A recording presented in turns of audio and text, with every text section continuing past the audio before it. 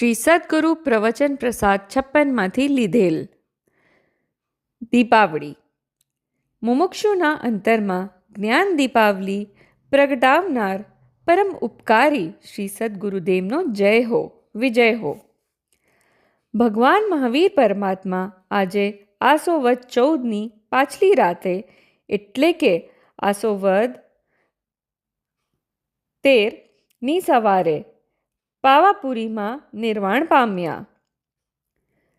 ઇન્દ્રો તથા દેવોથી ત્યાં દીપ વગેરેથી મોટો માંગલિક મહોત્સવ કરેલી, તેથી આજના દિવસને દીપોત્સવ દિવાળી કહેવાય છે.